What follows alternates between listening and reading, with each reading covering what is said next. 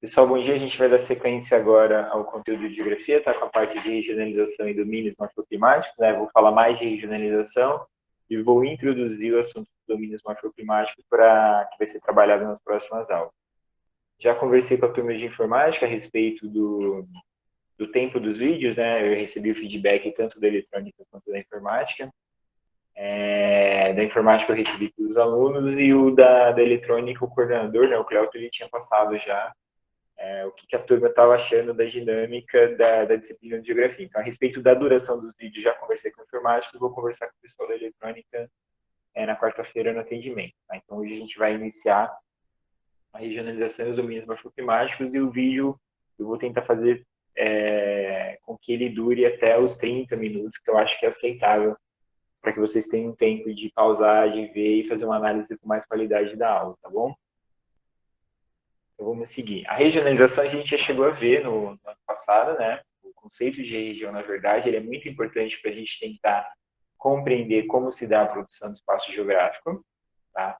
E a região, ela serve para a gente diferenciar frações, né, do território, do espaço geográfico, porque em um território como, por exemplo, o brasileiro, a gente tem uma diversidade muito grande de diversos aspectos. Então, culturais, políticos, climáticos, vegetacionais. Então, existe uma diversidade muito grande. Eu não posso tratar o Brasil como algo único, como uma coisa única, como algo homogêneo. Então, o conceito de região ele nos ajuda a tentar entender como se dá a produção do espaço geográfico. Então, por isso que regionalizar o espaço é importante. Tá? Esse aqui, por exemplo, é um mapa do Índice de Desenvolvimento Humano do Brasil, de 2010, é o mapa do IBGE, com os dados, né, do IBGE, e a gente tem nas regiões do verde mais claro, caminhando para o verde mais escuro, os melhores índices de IDH no Brasil. E nas regiões do amarelo laranja para o vermelho, a gente tem os piores índices. Então, a gente já vê nesse mapa que existem diferenças dentro do território brasileiro. Então, eu posso propor uma regionalização, por exemplo, a partir do Índice de Desenvolvimento Humano. Seria uma regionalização possível, né, do espaço brasileiro devido a essa disparidade que a gente tem entre os locais, né, entre os lugares que a gente tem dentro do território brasileiro, do território nacional, tá bom? Então, esse mapa aqui é só para a gente voltar a refrescar um pouco essa ideia, essa diferenciação que existe, na verdade, dentro do território. Seguindo, esse aqui é o mapa das macro-regiões brasileiras, é o que a gente está mais acostumado, né? O mapa que está mais presente, assim, se tratando de Brasil no nosso imaginário, é o mapa do IBGE, o Instituto Brasileiro de Geografia e Estatística. O mapa construído a partir, né, quais foram os critérios utilizados para a elaboração dessa regionalização, desse mapeamento? Aspectos sociais, políticos e naturais, semelhantes. Então, entre os estados, eles acharam, por exemplo, que Mato Grosso do Sul, Goiás e Distrito Federal, eles faziam parte, né, ou fazem parte de uma mesma região. Eles têm características semelhantes em termos de aspectos sociais, políticos e naturais. O mesmo se deu nas outras regiões, tá? É um mapa que ele é dinâmico, ele não é estático, tá? Ele mudou e vem mudando, né, desde a década de 40, quando a gente teve a primeira tentativa do IBGE em regionalizar o espaço brasileiro. Então, por exemplo, quando surge um estado novo, né, você vai lá e você é obrigado a refazer esse mapeamento, a tentar enquadrar esse estado novo em alguma região. Né? Algum estado desaparece, pode acontecer. Esse estado desaparecer, você também precisa repensar a regionalização. Há um tempo atrás, o estado do Pará ele estava com uma discussão muito forte para tentar promover uma divisão interna, que é um estado muito extenso, né? É uma área muito extensa, e isso dificulta a questão da administração. Então, para a administração, você dar conta de um estado com uma extensão territorial tão grande é muito difícil. Então, eles propuseram isso há um tempo atrás, acabou não indo para frente, mas de dividir o estado do Pará. Então, isso é possível. A gente tem movimentos separatistas, né, xenófobos, no sul do Brasil, né, de uma parcela pequena, uma minoria assim, quase que insignificante, que acha que o sul do Brasil deveria ser separado do restante do país. Então, existe um movimento separatista. Fizeram até um plebiscito, né, não oficial, alguns anos atrás, na tentativa de promover isso. Então, mas vamos imaginar que acontecesse, né? Hoje em dia não está difícil, esse pessoal que sempre viveu no esgoto, eles terem voz, né? Eles terem direito de voz na sociedade. Isso está cada vez mais comum, infelizmente. Contra tudo, né? Contra o histórico social, cultural, contra a ciência. Mas vamos imaginar que no futuro eles tenham êxito nessa vontade deles, desse movimento cresça e eles consigam fazer isso. Então, teríamos que refazer, inclusive, toda a cartografia do território nacional, porque o sul do Brasil não faria mais parte. Mas é só uma hipótese, tá? Um exemplo. Então, essa é a regionalização do IBGE, uma regionalização que ela não é estática. Nenhuma regionalização, na verdade, ela vai ser estática. Se eu fizer uma regionalização com base aqui na vegetação e relevo, eu preciso refazê-la, porque tudo isso, todo o espaço geográfico, está em constante processo de produção e reposição. Então, ele não é um processo estático parado. Tá? Por mais que a gente esteja acostumado a ver esse mapa há muito tempo, não quer dizer que ele vai ser assim para sempre, tudo bem? Então, seguindo, a gente tem uma outra regionalização, que é a regionalização dos complexos regionais, feita pelo geógrafo Pedro Pichas Geiger, tá? Acho que na década de 70, salvo engano, 69, 70, nesse período. É uma regionalização que, diferente do IBGE, ela vai utilizar o processo histórico de formação e divisão territorial do trabalho no país. Então, a partir desses dois critérios é que ele vai propor uma regionalização diferente daquela que a gente tem no IBGE. No IBGE, a gente tem 5 regiões, né? 5 regiões administrativas do Brasil, feitas a partir desses critérios de aspectos sociais, políticos e naturais semelhantes. O Pedro Pichas faz um exercício parecido, ele vai pegar o processo histórico de formação e a divisão territorial interna do trabalho no país para promover uma divisão em 3 regiões. Né? Se vocês perceberem, deixa eu dar um aqui, muitos estados, eles estão cortados, né? Eles não estão, em sua totalidade, pertencentes a uma dessas 3 regiões que o Pedro Pichas traçou lá na década de 70, final da década de 60.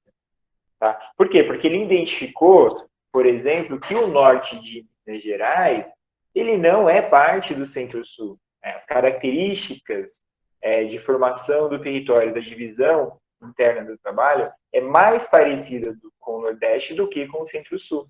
O mesmo se dá com o Tocantins, com o Maranhão. Tá? Então, essa foi a ideia do Pedro Pichas nessa regionalização. Uma regionalização interessante, diferente do que a gente está acostumado, mas ela é de muito difícil utilização, sobretudo pelas instituições oficiais, porque ela divide um estado no meio. Então, você imagina o governador lá do Maranhão ou de Minas Gerais, né?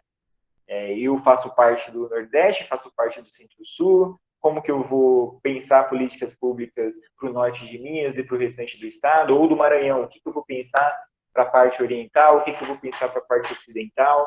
Então, é muito difícil esse mapa ele ser levado a um outro nível, ser trabalhado por essas instituições devido a essa divisão que ele propôs, né, cortando muitas vezes, ou separando estados, colocando cada parte do estado em uma região diferente. Mas é uma regionalização bem interessante, né, do território nacional. Hoje, hoje, se a gente fosse refazer essa regionalização, como eu disse antes, né, o mapa, a regionalização ela não é estática, a gente tem processos constantes que podem nos obrigar ou nos gerar a necessidade de refazer esse mapeamento. Se a gente fosse fazer isso para o mapa do Pedro Pichas, porque eu não tive contato a nenhuma atualização desse mapa, né, então ele é o mesmo desde a década de 70, o Mato Grosso, por exemplo, uma parte maior dele já seria parte aqui do Centro-Sul. Por quê? Porque a agricultura mecanizada ela está avançando muito no estado do Mato Grosso nas últimas décadas. Então, se uma atualização desse mapa fosse feita, provavelmente essa linha vermelha aqui, ó, ela ia avançar para o interior do Mato Grosso, né, fazendo com que boa parte desse estado pertencesse à região Centro-Sul, devido, sobretudo, a essa ideia de divisão interna, né, do trabalho no país. A gente provavelmente teria também um avanço aqui no oeste baiano, onde essa agricultura também mecanizada do agronegócio está avançando bastante, aqui na região do Mato Piba. Então, se fosse feita uma nova atualização desse mapa, provavelmente a gente teria uma transformação, né, do desenho, né, do layout que está aqui, né, que vocês estão vendo aí na tela. Tá? Uma outra regionalização, e essa eu acho muito interessante, ela foi proposta pelo professor Milton Santos e pela professora Maria Laura Silveira. ela está baseada nos fluxos materiais e imateriais do território, né? Ou seja, no território brasileiro, né? O mapa do Brasil.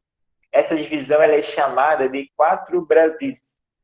É uma divisão que vai separar o Brasil em 4 regiões, ou em 4 Brasis, né? Que é o Brasil da Amazônia, o Brasil do Nordeste, o Brasil do Centro-Oeste e o Brasil da região concentrada. Então, o que o Milton Santos e a Maria Laura eles levaram em consideração para fazer esse mapa? Todo o fluxo que a gente tem material e imaterial no território, ou seja, transações bancárias, serviço de dados de telecomunicações ou de comunicação, universidades, onde estão concentradas as maiores universidades ou o maior número de vagas no ensino superior, elas estão disponibilizadas aonde? Eles levaram todos esses fluxos, todas essas informações que a gente tem sobre o território brasileiro em consideração para propor esse tipo de regionalização. Então, ela é uma regionalização bem interessante, ela é bem crítica, inclusive, né? Essa concentração, sobretudo, que a gente tem aqui no sul, né? Nesse centro-sul do Brasil, né? Ele é uma junção da região sudeste com a região sul. Então, ela é bem crítica nesse sentido. E aqui eu tenho alguns exemplos, né, dessa concentração que a gente tem na região concentrada. Se a gente pegar aqui esse mapa, ó, serviços ausentes nas cidades brasileiras, então ele vai dar a proporção de municípios sem saneamento básico, por tipo de serviço, tá? Então, a gente vai ter aqui, ó, algumas regiões do Brasil sem acesso, por exemplo, à rede coletora de esgoto, que é essa coluna roxa, né? Uma grande proporção de municípios sem esse serviço que é essencial. Aqui na região concentrada, apenas no sul do Brasil, a gente tem uma proporção elevada. Né? Deve ser, sobretudo, municípios que fazem parte do interior, né? Áreas mais afastadas dos grandes centros urbanos. Mas aqui na região sudeste, por exemplo, que é parte importante da região concentrada, é quase mínimo esse número, né? Esse déficit em relação à coleta, né, de esgoto. Rede geral de abastecimento de água, azulzinho, né? Qual que é os municípios que apresentam deficiência? Aqui no Sudeste praticamente nenhum, no Sul também não, mas aqui no Norte, no Nordeste a gente tem um número, né, considerável de municípios que não tem esse serviço de maneira adequada, tá? Aí tem manejo de resíduos sólidos e manejo de águas fluviais. Então é um mapa que também nos ajuda a entender essa ideia de região concentrada. Aí nesse outro aqui, né, que é um mapeamento feito pelo IBGE, esse também aqui do lado é do IBGE, tá? Só que eu não retirei do IBGE, esse mapa aqui eu peguei ele, depois eu formatei, aí coloquei a fonte certinho, e esse outro aqui é um mapeamento que eu peguei direto da página do IBGE. Ele vai dar para a gente bens duráveis e serviços, né, um dado de 2015, nos estados brasileiros. Então, se a gente perceber, ó, televisão, a concentração maior está na região concentrada. Geladeira, região concentrada. Microcomputador, região concentrada. Freezer, máquina de lavar, energia elétrica. Então, na região concentrada, a gente tem os maiores indicadores desses fluxos materiais e imateriais, tá? Eu vi até uma reportagem interessante outro dia, né, com a questão do auxílio emergencial. Estava vendo de manhã na televisão, acho que uma rede local aqui da região aqui metropolitana de Campinas. Uma moça, ela conseguiu acesso, né, não é aqui da região, é de outro estado, né, então o canal daqui estava mostrando uma reportagem sobre outro estado. Um telejornal, que eu não lembro, não me recordo qual. Uma moça, ela pegou o dinheiro do auxílio, ela conseguiu comprar um processador de alimentos. E com esse processador de alimentos, ela vai passar a fazer temperos para que ela possa vender e gerar uma renda a partir disso. Então, algo que pode parecer simples, né? Vocês devem ter na casa de vocês esses processadores de alimentos. É algo que é um bem material, né? Um bem não durável, né? Depende muito da qualidade, hoje é discutível essa questão, mas que ele é importante, ele pode ser um bem transformador na vida de algumas pessoas. Né? E esses indicadores são importantes para a gente ver, né? Tem regiões do Brasil que a pessoa não tinha acesso a um processador de alimentos. Esse processador de alimentos agora vai possibilitar uma transformação, uma possibilidade de geração de renda para essa pessoa que acabou adquirindo por conta do auxílio emergencial, né? Dado pela Câmara, né, de R$600, e R$600 no geral e R$1.200 para mulheres, né, mães solos, que criam os filhos sozinhas depois do abandono paternal. E que agora o governo cortou para R$300, que é muito próximo da proposta inicial, né, que ele tinha em mente, né, que o governo federal tinha em mente, de R$200. A Câmara colocou em 600, até 1.200, e agora o governo voltou para R$300. Então, seguindo, a gente tem outro mapeamento aqui que nos ajuda a entender. Esse aqui é do ensino superior, um dado de 2013, né? E a gente percebe que nessa região concentrada a gente tem maior quantitativo de pessoas estudando, né? Esse aqui é a coluna azul é o ensino presencial e a coluna vermelha é o ensino remoto. O ensino remoto é um indicativo também de que você tem uma rede de informação que consiga dar conta desse serviço, né? Que você tem que estar conectado. A gente está passando por isso agora, né? Essa questão do ensino remoto, mas aqui seria mais o ensino EAD, que é uma metodologia, né, pedagógica de ensino. Está muito linkada à ideia do ensino remoto. O ensino remoto é uma necessidade que a gente está tendo no momento. Esse aqui é um dado interessante, ó, em azulzinho, ensino presencial, em vermelho, ensino à distância, e também uma concentração, né? Os maiores indicadores estão nessa região concentrada, que o Constância e a Maria Laura destacaram. Aqui a gente tem também crédito concedido e capacitação, né, de depósitos nessas regiões, né, concentrada, Nordeste, Centro-Oeste e Amazônia. Essa questão ela foi tema do vestibular, né, da Unesp, que faz o processo seletivo da Unesp, que está espalhado em vários municípios, na verdade, do estado de São Paulo. E a gente percebe também a discrepância, né, em relação ao crédito concedido em bilhões, 712 bilhões de reais na região concentrada, e na região Amazônia, né, no Brasil, da Amazônia, a gente tem apenas 12 bilhões. É uma discrepância, né, um abismo muito grande entre uma coisa e outra.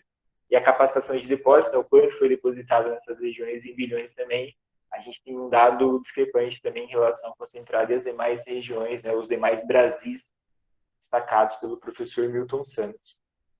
E aqui é um gráfico que eu elaborei, né, também com base nos dados do IBGE, sobre o PIB dessas regiões, né, da região concentrada, do Brasil da Amazônia, do Centro-Oeste e do Nordeste. Então, a região concentrada, o PIB em 2007 dela foi 70%. Então, do total do PIB nacional, 70% esteve alocado nessa região concentrada, ou seja, dos estados que fazem parte da região concentrada desse Brasil concentrado, né, que o Milton Santos e a Maria Laura destacaram. Então, 70% na região concentrada, o Nordeste aparece com 14%, né? O Centro-Oeste 11%, e a região Norte, né, o Brasil amazônico, com apenas 5%. Também uma discrepância muito grande em relação ao produto interno bruto, né, produzido em todo o território nacional em 2017. Então, é só para vocês terem uma ideia, né, desse quase infinito de possibilidades de regionalizações que a gente tem e a gente pode fazer, né, de uma determinada área, de um determinado território, de um determinado fragmento do espaço geográfico, tudo bem?